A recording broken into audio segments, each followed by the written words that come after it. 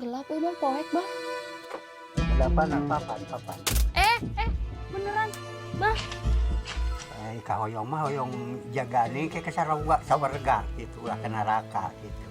Kahoyong mah gitu. Saya harus menemukan potensi diri mereka, kemudian saya harus mengantar mereka. Saya harus memfasilitasi mereka untuk mendapatkan cita-citanya. Kesuksesan saya adalah ketika mereka sukses. Jadi bagaimana saya jadi jalan kebahagiaan buat mereka bahagia. Karena sejatinya itu yang ingin saya rasakan.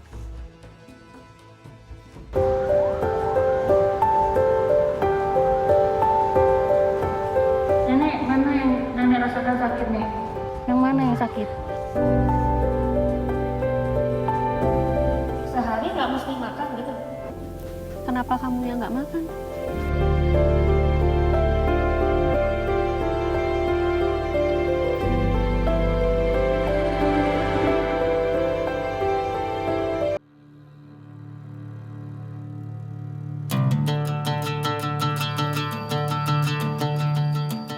Pengalaman hidup sejatinya adalah untuk mengajarkan kita tentang arti kesabaran dan juga kekuatan. Dan dari pengalaman hidup, sejatinya juga untuk mengajarkan kita tentang arti bersyukur setiap detik kepada Sang Maha Pencipta. Dan kali ini adalah kisah tentang seorang laki-laki berusia 84 tahun yang tinggal di Jampang Kulon, Sukabumi yang bernama Abah Omi. Saat ini, Abah Omi tinggal sebatang kara. Meski hidup di tengah keterbatasan ekonomi, namun Abah Omi tidak pernah menyerah.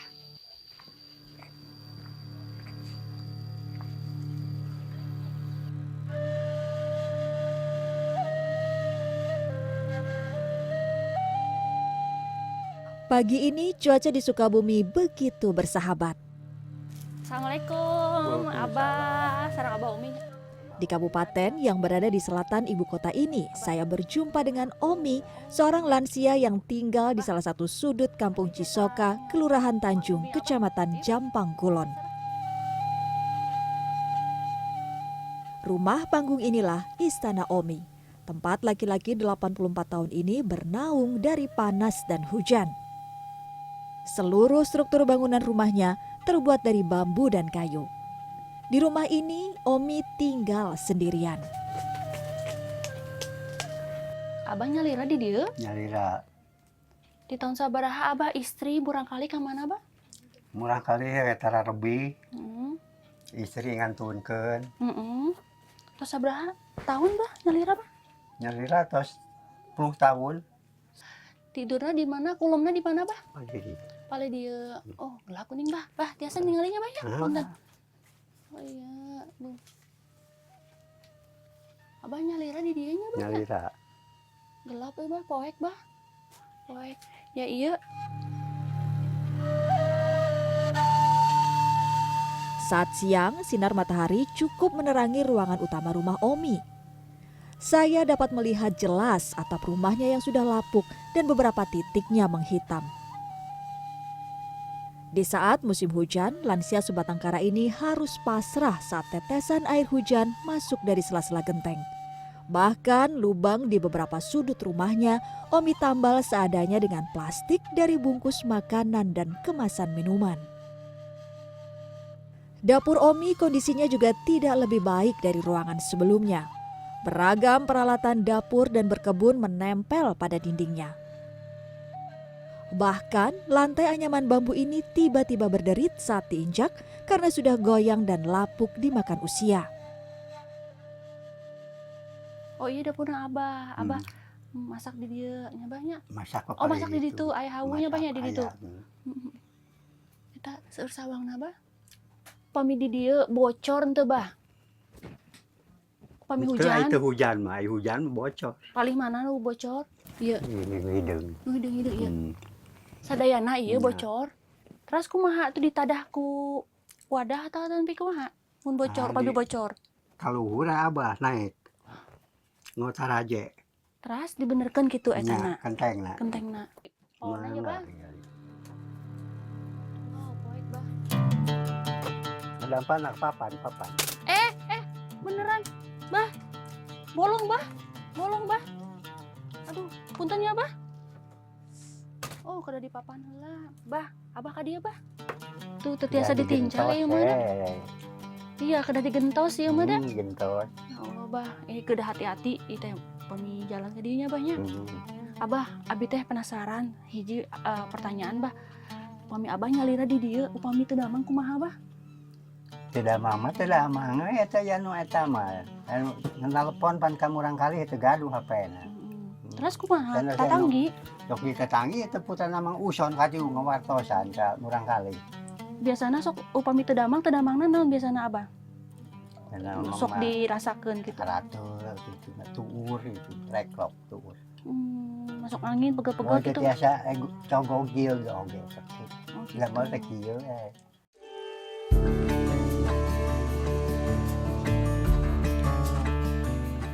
Sepetak lahan kecil ini dimanfaatkan Omi sebagai tempat bercocok tanam.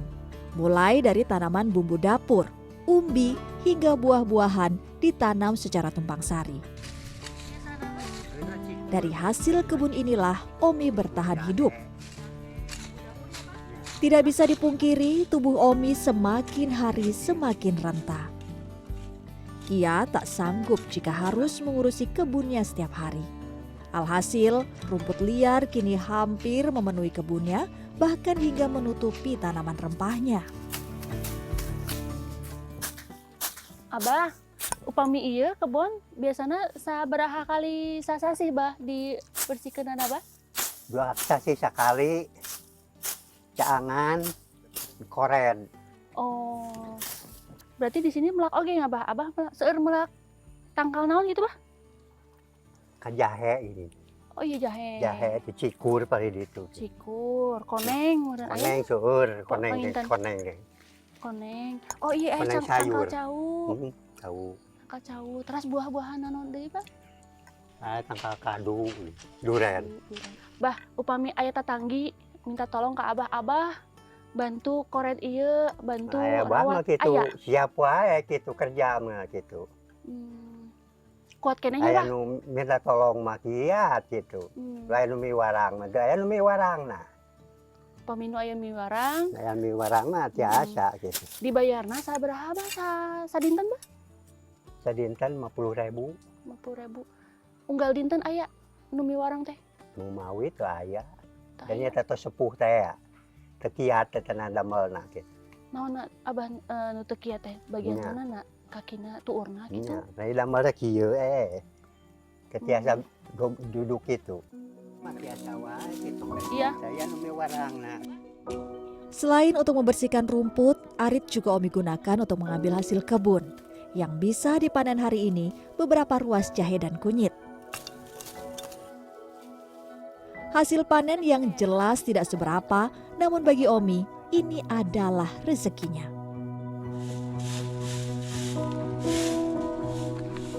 Hidup serba seadanya tidak membuat Omi berkecil hati. Bumbu dapur yang baru didapat ini malahan ia berikan secara cuma-cuma kepada tetangganya.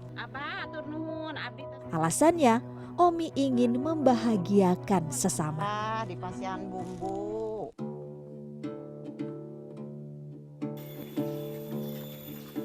Sejak dulu, Omi tidak memiliki kamar mandi di rumahnya. Untuk keperluan mandi cuci kakus, lansia sebatang kara ini menggunakan kamar mandi umum. Lokasinya berada di pinggiran sawah. Untuk menuju ke kamar mandi umum, Omi harus berjalan sekitar 100 meter. Langkah kakinya tidak lagi segagah masa mudanya. Kaki ini juga harus hati-hati saat melangkah karena jalan tanah dan berbatu ini membuat kita mudah tergelincir.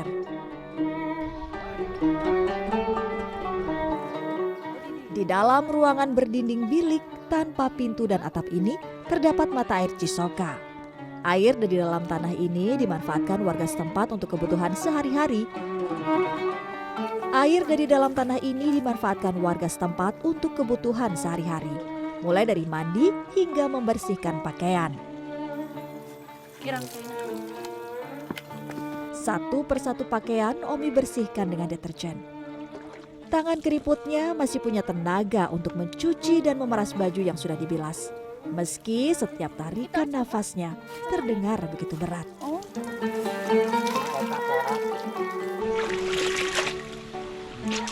Doa dilafalkan Omi saat mulai berwudu. Kedua tangan, muka hingga kaki disucikan dengan air bersuhu sejuk. Rutinitas yang selalu Omi lakukan sebelum waktu sholat tiba.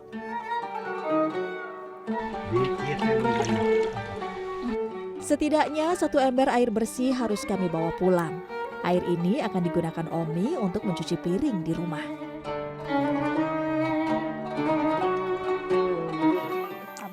Abah unggal dinten ieu teh, Bah. Mani Kacai. kan nanya ke Caina dihandapnya, Bah. Ya.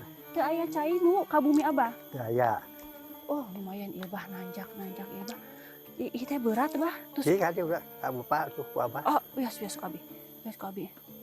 Jadi sehari teh bisa 5 kali, 4 kali mah. 4 kali. Panginten. Heeh. Gimana, Bah? Akiha lailatul qadibah opidotil rofiah. Lantunan ayat suci Al-Quran mulai mengisi kesunyian hati Omi. Firman Allah dibacanya dengan khusyuk dan tawadu. Semoga di bulan mulia penuh berkah ini, Sang Pencipta meridhoinya dengan kebahagiaan dan menuntunnya hingga ke pintu surga.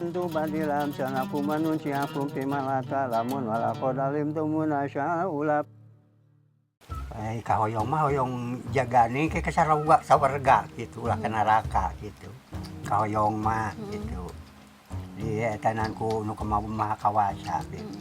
Sareng ditampi iman Islamna gitu. Amin. Insyaallah. Mawi gitu ka masjid oge gitu. Gitu.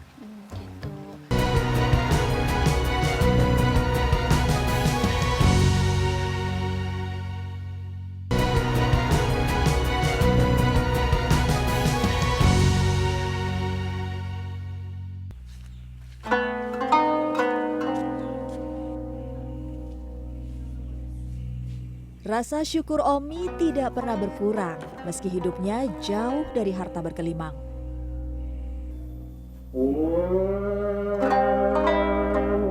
Pelitan ekonomi juga tidak memudarkan semangatnya menjadi seorang marbot. Matahari hampir berada di puncak kulminasi. Waktu sholat zuhur tiba beberapa menit lagi. Omi harus bergegas ke Masjid Nurul Huda, sebuah masjid yang berjarak 200 meter dari rumahnya. Suara azan mulai berkumandang ke penjuru kampung. Suara lembut seorang laki-laki renta yang memanggil umat muslim untuk menunaikan kewajibannya. Di atas selembar sajadah, hati berikrar ikhlas menghadap Sang Pencipta, menjalankan setiap perintahnya. Saat kaki mulai duduk bersimpuh, ada hati yang bersungguh-sungguh memuji keagungan Allah. Ketika dahi menyentuh sajadah, melekat doa dari hambanya yang lemah. Allah. Semoga Sang Maha Kuasa selalu menguatkan Omi di setiap ujian kehidupan.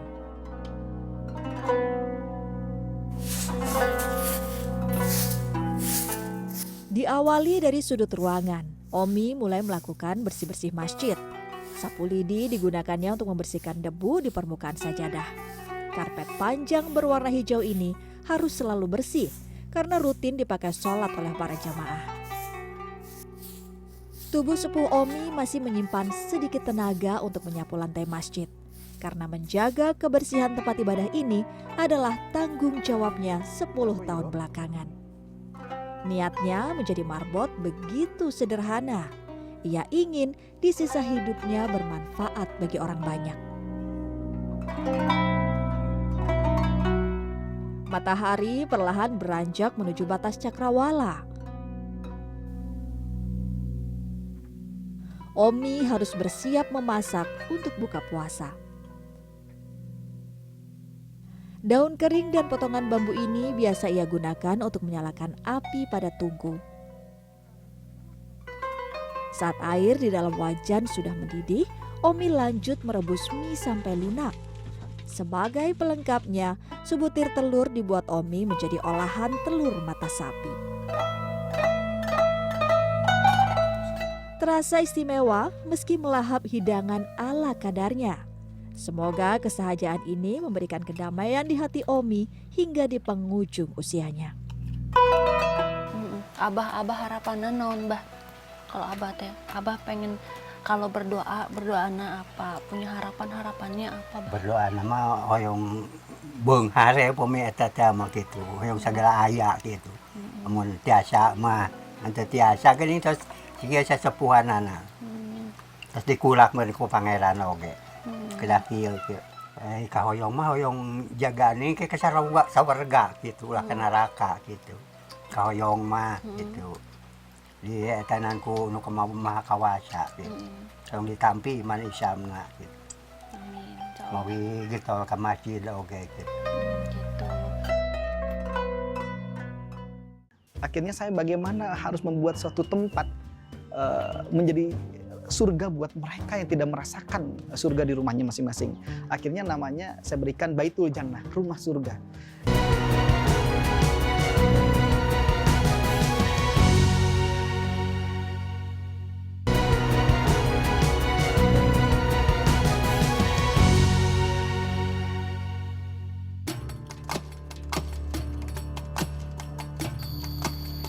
Pengalaman mengajarkan kita untuk terus tumbuh dan menghadapi esok hari dengan lebih bersyukur. Seperti pada kisah yang berikut ini adalah tentang seorang laki-laki berusia 40 tahun yang bernama Yopi Firmansyah. Yopi mendirikan Ponpes Baitul Jannah, sebuah surga berdinding papan untuk anak-anak yatim dan juga broken home.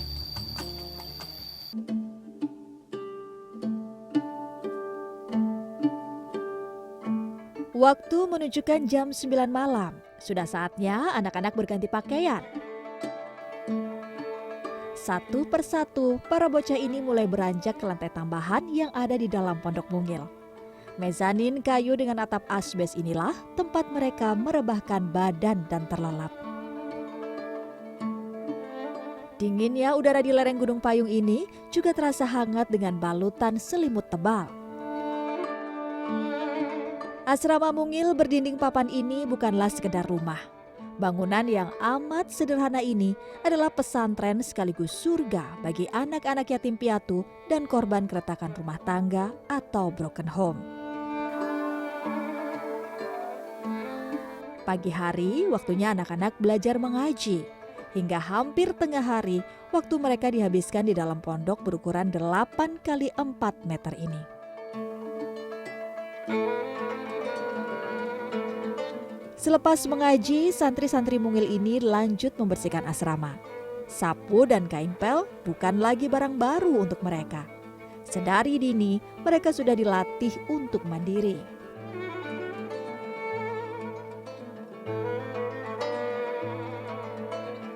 Sebanyak 20 santriwati berusia 7-19 tahun juga menghuni pondok pesantren Baitul Jannah. Tinggal di ruangan yang berbeda dengan para santri mungil, mereka punya tanggung jawab untuk menjaga kebersihan asrama. Para santri perempuan bahu-membahu membersihkan ruangan tempat tinggalnya yang dijalani dengan sistem piket. Perjumpaan terakhir Devi dengan sang ibu terjadi pada 7 bulan yang lalu. Perempuan 19 tahun ini tidak mampu mengelak rasa rindunya yang teramat sangat. Namun ia tak mau larut dalam kesedihan. Baginya, semangat mendalami agama Islam adalah kekuatannya demi membahagiakan orang tuanya. Dewi, aku boleh tahu nggak, kamu udah berapa lama tinggal di sini? Baru 7 bulan. 7 bulan. Aku mau tanya, jadi yang latar belakangnya kamu untuk akhirnya sekolah di sini tuh karena apa? Karena pertama udah ditinggal ayah. Dari keluarga, semua keluarga tidak ada yang pesantren. Cuma aku saja gitu. Pesantren ya pengen satu lah yang ada yang pesantren. Makanya pengen ngangkat orang tua lah nanti di akhirat gitu. Sampai lulus beres Al-Quran sudah. Terakhir aku mau tanya ke kamu, harapan kamu apa? Untuk kamu sendiri, untuk masa depan kamu, dan kamu bersekolah di sini gitu. Harapannya bisa ngebanggain orang tua, bisa ikut beasiswa kuliah, eh, bisa berkumpul nanti di akhirat gitu sama keluarga.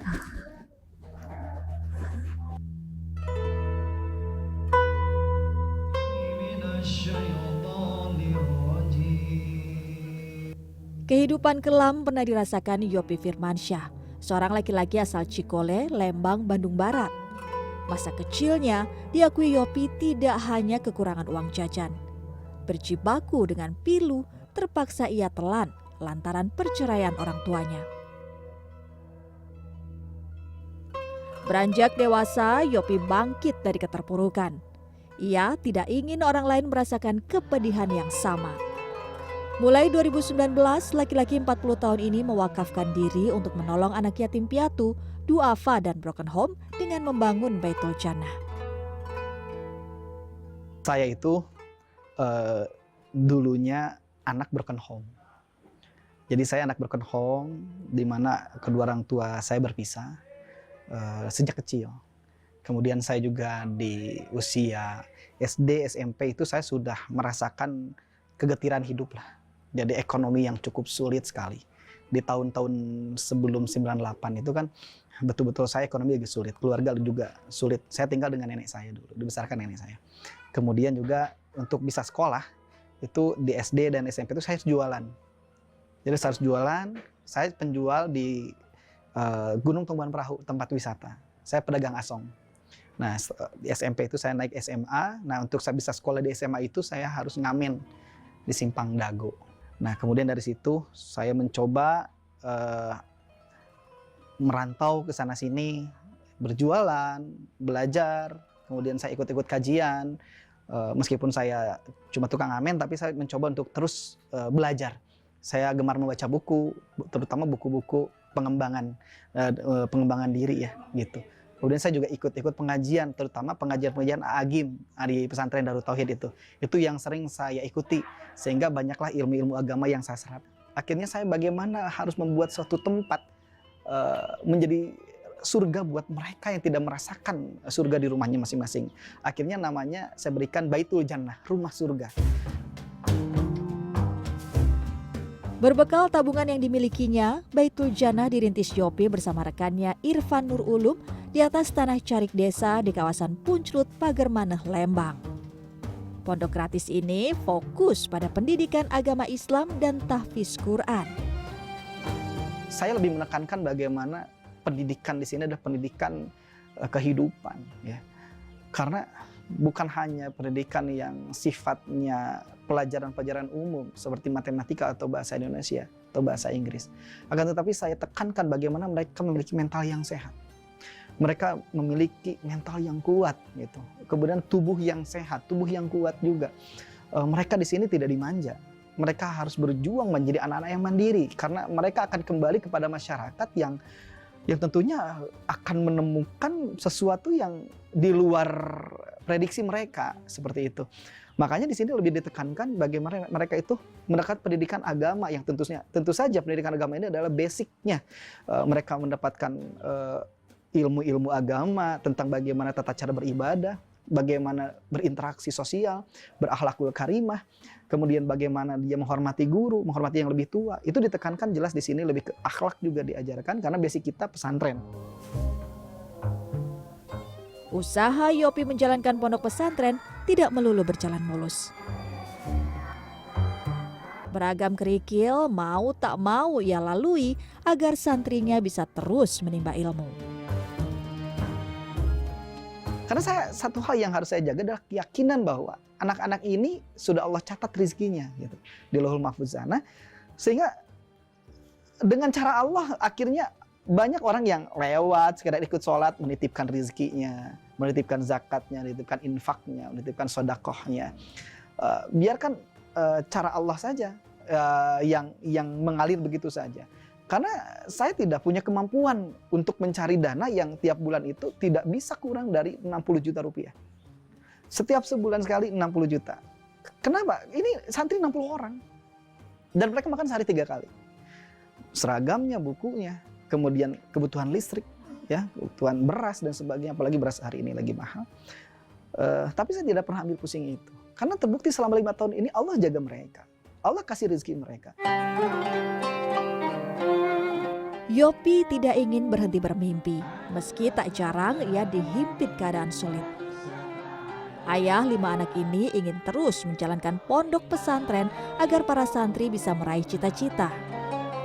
Saya lebih mementingkan bagaimana mereka bisa mencapai cita-citanya.